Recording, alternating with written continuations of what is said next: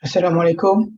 Nama diberi Muhammad Irfan Abdul Wahab dari kumpulan 8 akan membentangkan tentang epistemologi, perkembangan dan kepentingan dalam kehidupan.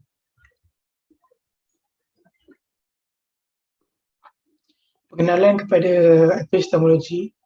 Istilah epistemologi merupakan kata pinjam daripada bahasa Inggeris epistemologi yang berasal dari gabungan dua perkataan yang Yunani, iaitu episteme yang bermaksud pengetahuan dan logos yang bermaksud salah satu dari cabang utama falsafah yang membincangkan tentang hakikat, makna, kandungan, sumber dan proses ilmu.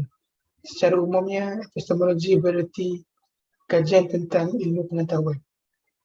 Melalui epistemologi, pengetahuan dapat diwujudkan, berkembang dan membentuk pandangan sejagat seseorang terhadap suatu perkara. Epistemologi Islam yang berasaskan ilmu nakliah, iaitu ilmu yang berdasarkan autoriti yang berasal dari dalil nakli, iaitu Al-Quran dan Sunnah, tidak juga mengetepikan ilmu akliyah yang merupakan ilmu yang berdasarkan akal atau dalil rasional seperti ilmu falsafah, matematik, fizikal dan lain-lain. Sumber-sumber epistemologi Islam terdiri daripada 4 saluran yang utama, iaitu panca indera, al-hawas al-khamsah, akal fikiran dan sihat, al-ikhlas salim, wahyu dan intuisi, iaitu ilham. Sumber-sumber epistemologi Islam yang pertama adalah panca indera yang merupakan saluran yang bersifat realiti. Ia melibatkan 5 faktor utama seperti mata untuk melihat, telinga untuk mendengar, lidah untuk merasa, kulit untuk menyentuh dan hidung untuk menghirup. Yang kedua ialah akal. Islam mengiktiraf kedudukan akal berdasarkan kepada batasan yang mampu dicapai olehnya. Persoalan seperti afala ta'qilun yang bermaksud tidakkah kamu menggunakan akal kamu, di dalam Al-Quran menunjukkan bahawa peranan akal itu penting untuk membezakan yang mana hak dan batil. Seterusnya, untuk menjadi petunjuk kepada umat manusia supaya menggunakan akal yang dikurniakan Allah sebagai salah satu sumber untuk meningkatkan keyakinan.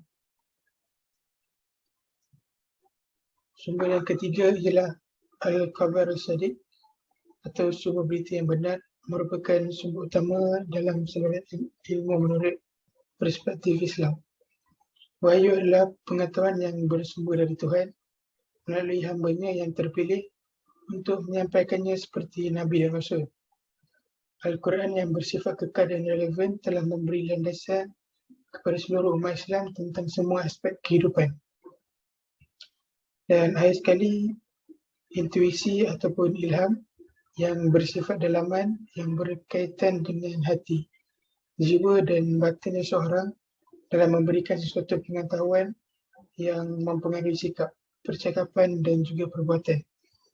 Contohnya, seseorang yang pemikirannya tertumpu kepada sesuatu masalah dan secara tiba-tiba mendapat jalan penyelesaian tanpa proses yang rumit.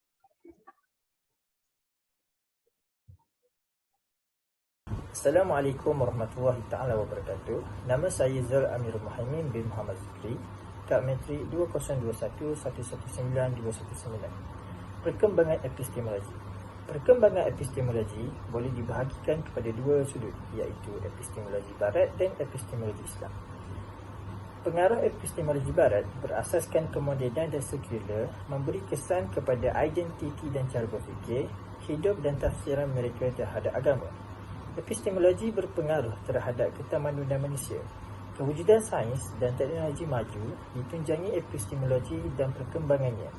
Dalam epistemologi barat, sumber untuk mendapatkan pengetahuan tertumpu kepada akal, iaitu dengan mewujudkan falsafah rasionalisme, dan pada panca indera, iaitu dengan mewujudkan falsafah empirisisme. Rasionalisme. Dari segi bahasa, rasionalisme berasal dari perkataan bahasa Inggeris, iaitu rationalism.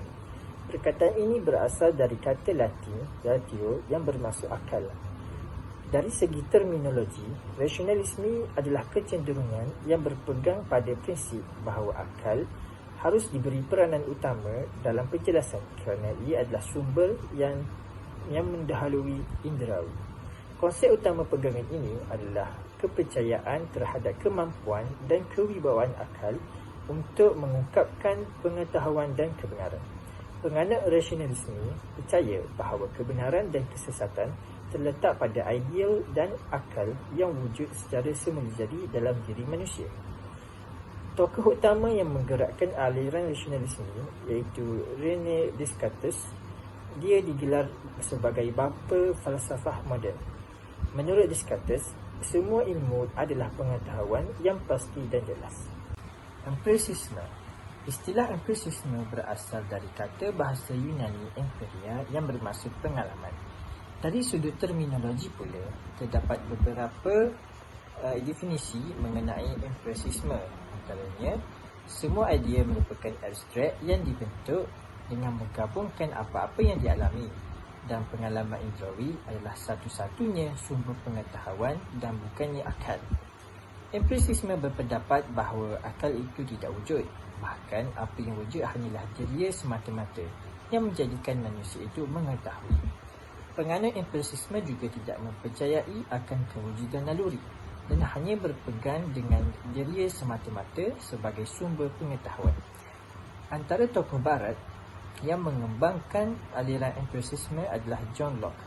Beliau beranggapan bahawa manusia dilahirkan dengan akal yang kosong yang kemudiannya dicorakkan oleh pengalaman indera.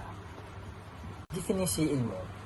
Ilmu dari segi bahasa merupakan pinjaman dari bahasa Arab iaitu alima yang bermaksud mengetahui atau perbuatan yang bertujuan untuk mengetahui sesuatu dengan sebenarnya. Manakala dari segi istilah pula, ilmu bermaksud memberi erti tentang segala pengetahuan atau kebenaran tentang sesuatu yang datang daripada Allah Subhanahu Wa Taala yang diturunkan kepada rasul-rasulnya dan alam ciptaannya, termasuklah manusia yang memiliki aspek lahiriah dan batin. Dalam pengertian barat moden, ilmu hanyalah merujuk kepada pengenalan atau persepsi yang jelas tentang fakta. Mengikut pandangan mereka, ajaran agama terkeluar daripada takrif atau ruang ilmu dan dianggap sebagai kepercayaan semata-mata. Berbeza dengan pandangan Islam pula, Islam menggabungkan agama dan ilmu. Tiada penentangan antara agama dan ilmu dalam Islam. Malah agama itu sendiri dianggap sebagai ilmu dan ilmu adalah agama. Ilmu sains. Ilmu sains merupakan sebuah proses pengumpulan ilmu atau maklumat dan penyusunannya. Dari sudut etimologi, sains berasal dari bahasa Latin iaitu scientia yang bermaksud mendapatkan sesuatu ilmu atau maklumat. Ilmu sains terbahagi kepada dua bahagian iaitu ilmu sains tulen dan sains sosial. Sains tulen merupakan kajian tentang fiziologi, kehidupan dan alam semula jadi seperti struktur tubuh badan, manusia, kajian saraf dan lain-lain. Contoh ilmu sains tulen ialah kimia, fizik, botani, zoologi dan matematik. Sains sosial pula merupakan kajian tentang fenomena dan isu yang berlaku ke atas diri atau kelompok manusia seperti kemiskinan, pengangguran, keciciran dan sebagainya. Contoh ilmu sains sosial ialah geografi, sejarah, ekonomi dan psikologi. Ilmu agama. Kata agama merupakan terjemahan dari kata din dalam bahasa Arab yang bermaksud menguasai dan menundukkan. Dalam bahasa Latin pula, ada pendapat mengatakan bahawa religi adalah dari kata religere yang membawa maksud mengumpulkan. Agama secara istilah didefinisikan dengan mengikatkan diri pada suatu bentuk hidup yang mengandungi pengakuan pada suatu sumber yang berada di luar diri manusia dan mempengaruhi perbuatan-perbuatan manusia. Falsafah, sains dan agama. Terdapat perbezaan di dalam ilmu sains dan falsafah. Antaranya, sains memfokuskan pada suatu bidang yang khusus sebagai contoh fizik. Berbeza dengan falsafah di mana falsafah bersifat umum dan komprehensif. Tujuan sains adalah untuk menentukan sifat-sifat kejadian dan manusia. Tujuan falsafah pula adalah untuk mengetahui asal-usul manusia, hubungan manusia dengan alam dan pengakhiran manusia. Perbezaan di antara agama dengan falsafah pula ialah agama adalah unsur mutlak, manakala falsafah adalah unsur kebudayaan. Agama adalah ciptaan Tuhan dan agama mendahului kepercayaan daripada pemikiran. Ini adalah perbezaan yang ketara kerana falsafah merupakan ciptaan manusia dan bergantung sepenuhnya kepada daya pemikiran. Assalamualaikum, nama saya Syafiq bin Saleh. Seterusnya adalah kepentingan epistemologi. Secara umum, epistemologi berpengaruh terhadap peradaban manusia. Suatu peradaban sudah tentu dibentuk oleh teori pengetahuannya. Epistemologi mengatur semua aspek studi manusia, dari filsafat dan ilmu murni sampai ilmu sosial. Epistemologi dari masyarakatlah yang memberikan kesatuan dan koherensi pada tubuh. Ilmu-ilmu mereka itu suatu kesatuan yang merupakan hasil pengamatan kritis dari ilmu-ilmu dipandang dari keyakinan, kepercayaan dan sistem nilai mereka. Antara kepentingan epistemologi Islam ialah membantu seseorang untuk mengetahui perkara yang ada dalam sesuatu bidang, termasuklah perkara yang tidak berkaitan dengan sesuatu bidang tersebut. Epistemologi membolehkan masyarakat tidak mengira agama dan kaum untuk mengkaji secara lebih mendalam tentang sesuatu ilmu yang dapat memberi manfaat kepada seluruh umat Islam tanpa mengira kaum, bangsa dan agama, sekaligus dapat memberi manfaat kepada alam. Sebagai contoh, wujud sains dan teknologi yang maju di suatu negara kerana disokong oleh penguasaan dan bahkan pengembangan epistemologi. Tidak ada bangsa yang pandai mencipta fenomena alam, sehingga kemajuan sains dan teknologi tanpa disokong oleh kemajuan epistemologi. Epistemologi menjadi modal dasar dan alat yang strategik dalam mencipta pengembangan alam menjadi sebuah produk sains yang manfaat kepada kehidupan manusia. Demikian halnya terjadi pada teknologi. Meskipun teknologi sebagai penerapan sains, tapi jika dikeroka lebih jauh lagi, ternyata teknologi sebagai akibat dari permanfaatan dan pengembangan epistemologi. Selain itu, epistemologi juga dapat membantu memahami cara dan arah manusia berfikir. Manusia dikurniakan akal yang sihat oleh Allah SWT untuk berfikir. Penggunaan akal dengan baik amat dititikberatkan oleh Islam kerana antara syarat seseorang itu ditaklifkan dengan hukum syarak ialah mempunyai akal yang sempurna. Dalam hal ini, Al-Atas menambah perkataan sihat bagi perkataan akal sebagai sumber saluran ilmu disebabkan akal mudah dipengaruhi oleh imajinasi dan ramalan yang terkadang boleh menghasilkan keputusan yang salah walaupun berdasarkan kepada maklumat yang betul. Akal akan mentafsirkan sesuatu maklumat berdasarkan kepada kerangka logiknya. Umpamanya, akal memberikan maklumat bahawa bilangan 10 lebih banyak daripada bilangan 1, ataupun contoh lain iaitu seseorang itu tidak boleh berada dalam dua tempat yang berbeza dalam waktu yang sama. Oleh itu, sebagai manusia, kita hendaklah menggunakan akal fikiran kita yang sihat untuk berfikir secara logik dan rasional. Seterusnya, epistemologi juga penting bagi melahirkan masyarakat yang bertanggungjawab terhadap sekeliling mereka. Nilai tanggungjawab merupakan nilai yang amat penting dalam diri masyarakat kerana ia dapat memupuk keharmonian di kalangan masyarakat setempat.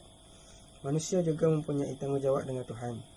Manusia sebagai ciptaan unik dan hamba Tuhan haruslah memastikan diri sendiri melakukan segala perkara yang diperintahkan oleh Tuhan dan meninggalkan segala perkara yang terlarang. Tuhan bukan sahaja menciptakan manusia untuk hidup dan memenuhi muka bumi ini, namun Dia menciptakan manusia sebagai manusia menyembah dan beribadah kepada Dia kerana Dia adalah Sang Pencipta. Oleh yang demikian, manusia perlulah sedar akan kedudukan dirinya sebagai hamba Tuhan dan sedar akan tanggungjawabnya untuk menjaga hubungannya dengan Tuhan. Sudah terang lagi bersuluh, epistemologi memainkan peranan yang penting bagi melahirkan dan memupuk masyarakat bertanggungjawab bukan sahaja untuk diri sendiri, malah untuk sekalian alam. Di samping itu, epistemologi juga penting untuk mendorong manusia supaya sentiasa berfikir dan menciptakan sesuatu yang baharu. Manusia merupakan makhluk istimewa kerana dikurniakan akal untuk berfikir. Manusia menerusi akal fikiran, pelbagai benda bermanfaat dalam kehidupan berjaya dicipta oleh manusia. Hakikatnya, berfikir merupakan sesuatu yang sangat digalakkan dan dipandang tinggi di sisi Islam. Disebutkan dalam satu riwayat, merenung sesaat itu lebih baik daripada ibadahmu setahun. Anjuran untuk berfikir, merenung menganalisa dan mengambil pelajaran dari dapat diketahui daripada ayat-ayat Al-Quran dan hadis-hadis. Sebagai contoh, mereka berfikir dengan menggunakan akal fikiran akan tercetus idea-idea yang bernas bagi menghasilkan sesuatu yang dapat memberi manfaat kepada manusia dan seluruh alam, seperti penciptaan kenderaan yang membolehkan manusia bergerak dengan pantas dari satu tempat ke satu tempat. Jelaslah bahawa epistemologi amat penting kepada manusia untuk mendorong mereka berfikir dan dapat menciptakan sesuatu yang baharu yang dapat memberikan manfaat kepada sekalian alam. Akhir sekali, epistemologi juga penting bagi melahirkan masyarakat yang mempunyai nilai ilmu pengetahuan yang luas. Ilmu pengetahuan seperti ilmu metafizik amat penting untuk mengkaji tentang alam semula jadi seperti yang digalakkan dalam Al-Quran. Metafizik merupakan salah satu dari cabang utama ilmu falsafah.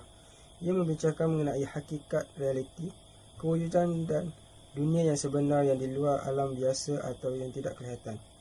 Contoh persoalan yang ditumpukan oleh metafizik ialah adakah dunia wujud di luar minda? Jelaslah bahawa epistemologi amat penting bagi melahirkan masyarakat yang mempunyai ilmu pengetahuan yang luas dalam segala bidang supaya dapat memberi manfaat kepada seluruh masyarakat dunia. Sebagai kesimpulan, falsafah ilmu dalam tradisi Islam bertujuan untuk melahirkan individu atau masyarakat yang seimbang antara dunia dan akhirat. Atas dasar inilah, ruang lingkup perbincangan epistemologi menurut perspektif Islam adalah meluas di mana sesuatu hakikat yang dicapai itu adalah bersumberkan kepada keyakinan.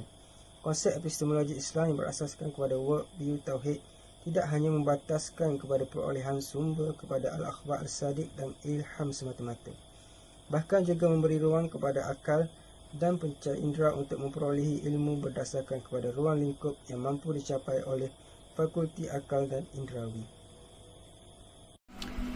Assalamualaikum warahmatullahi wabarakatuh dan selamat sejahtera. Jadi nama saya Muhammad Fahmi bin Azli Zam. Nombor kad matrik saya ialah 2021730765. Jadi saya akan membentangkan tentang kesimpulan bagi epistemologi, perkembangan dan kepentingan dalam kehidupan.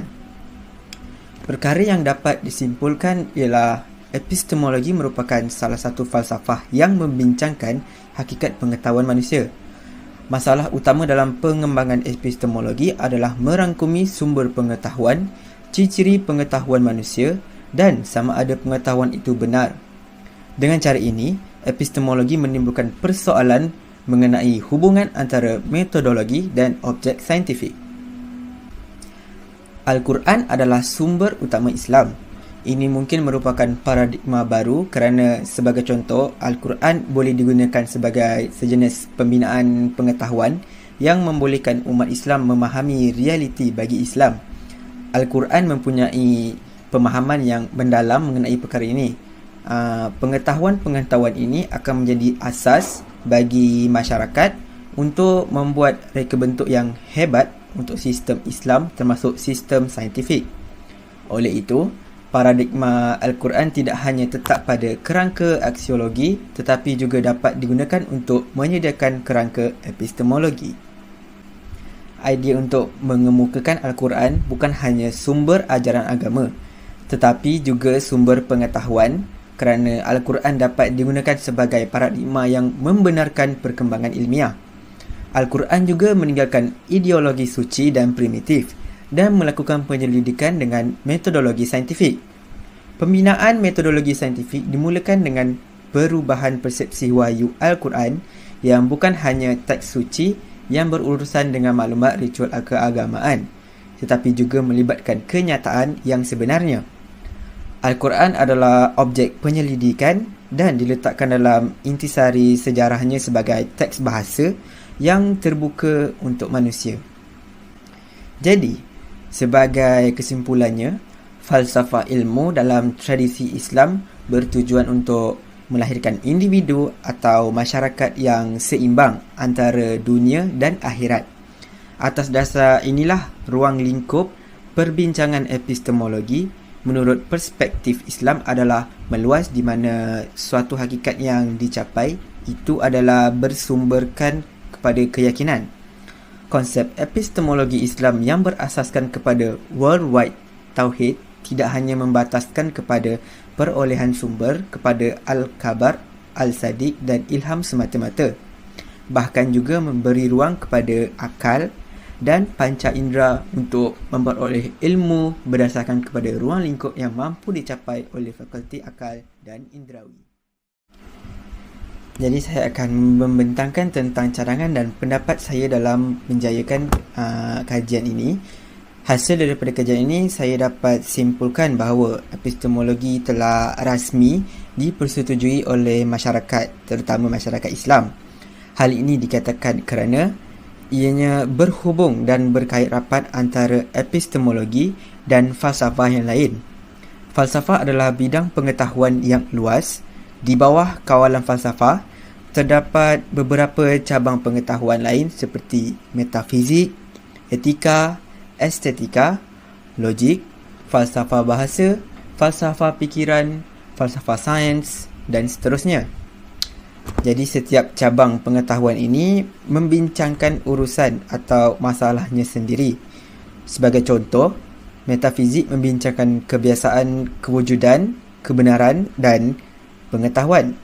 Estetika pula adalah disiplin yang mengkaji konsep yang berkaitan dengan kecantikan, rasa dan sebagainya.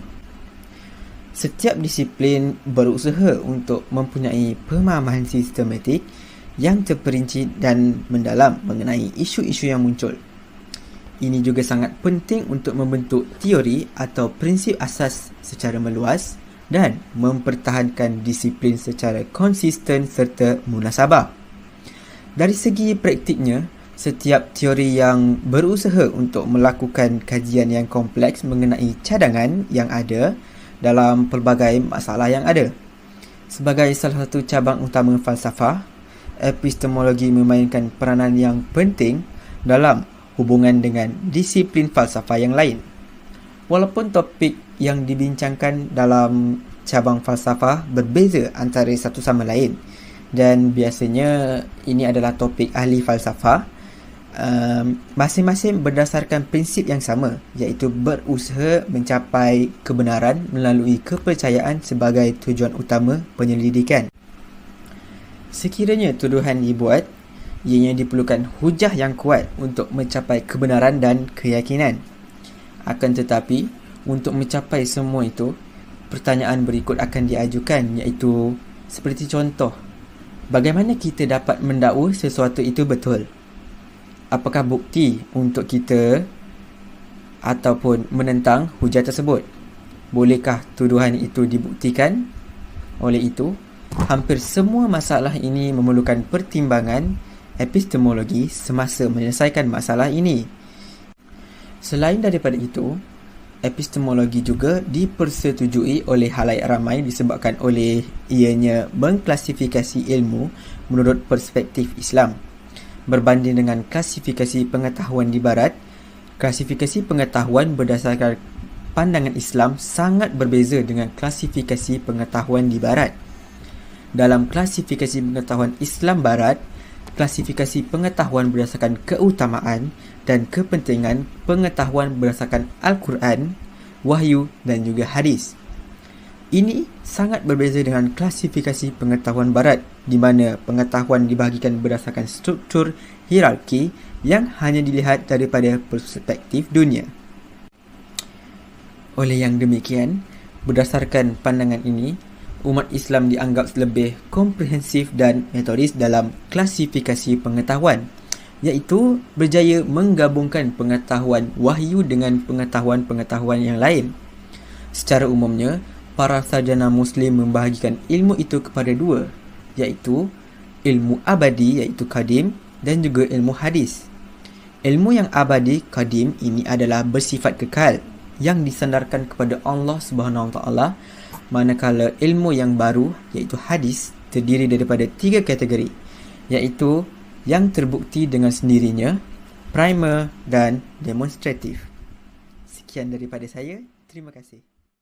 Hasil dari kajian ini saya dapat simpulkan bahawa melahirkan individu dan masyarakat yang seimbang di dunia dan akhirat menjadi tujuan utama di dalam falsafah ilmu agama Islam. Epistemologi menurut perspektif Islam adalah meluas di mana sesuatu hakikat yang dicapai itu adalah bersumberkan kepada keyakinan.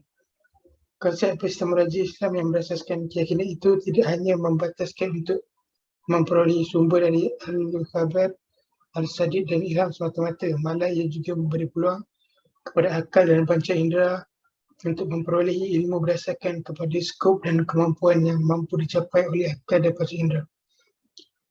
Pengajaran yang boleh saya simpulkan adalah kita sebagai umat Islam haruslah berusaha untuk mencari sumber dan ilmu yang sahih untuk disediakan amalan dalam pegangan sepanjang hayat. Oleh itu, terdapat 4 sumber yang membolehkan seseorang itu yakin dengan ilmu yang diterima.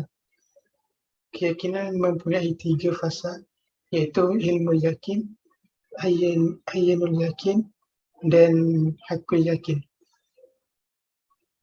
Ilmu al-yakin ialah keyakinan berasaskan pengetahuan. Contohnya, rumput basah disebabkan oleh hujan. Ainul yakin membawa maksud keyakinan berdasarkan penglihatan seorang manusia. Contohnya, melihat kemalangan yang berlaku berdekatan dengan individu. Akhir sekali, hakul yakin adalah keyakinan yang dimiliki oleh orang yang telah menyedari bahawa alam semesta ini pada hakikatnya adalah bayangan dari penciptanya, sehingga dia dapat merasakan Allah itu wujud. Hasil daripada kajian ini, saya dapat simpulkan bahawa epistemologi sangat penting untuk kita kaji. Ini kerana epistemologi adalah asas bagi manusia untuk bertindak dalam kehidupan seharian. Contohnya sebagai asas untuk mengembangkan kebijaksanaan dalam pengetahuan dan juga sebagai alat untuk mengetahui tentang pelbagai kebenaran pengetahuan. Sekiranya dilihat dari sudut pandangan objek yang dikaji dalam falsafah, kita dapat memperoleh pengetahuan melalui 3 objek, iaitu objek empirical, iaitu nyata, di mana objek-objek ini dapat ditangkap oleh panca indera fizikal dan mental. Dan yang kedua, kita dapat memperoleh objek yang ideal, di mana objek ideal ini pada dasarnya tidak ada dan wujud berkat aktiviti akal. Dan yang ketiga adalah objek transcendent, iaitu objek yang pada dasarnya ada tetapi berada di luar jangkauan pemikiran dan pengalaman manusia. Pada pandangan saya mencadangkan kepada kedua-dua Kementerian Pelajaran dan Kementerian Pelajaran Tinggi untuk menyerapkan teori-teori pengetahuan atau epistemologi dalam sukatan pembelajaran di seluruh Malaysia tanpa ikut jenis sekolah, agama, bangsa atau kaum. Contoh yang boleh kita rujuk adalah buku teks yang digunakan oleh program Diploma International Baccalaureate IBDP. Unsur-unsur teori pengetahuan sangat penting jika negara kita berhasrat menjana ilmu yang lebih tinggi dan menjadi salah satu faktor utama untuk menjadi negara maju.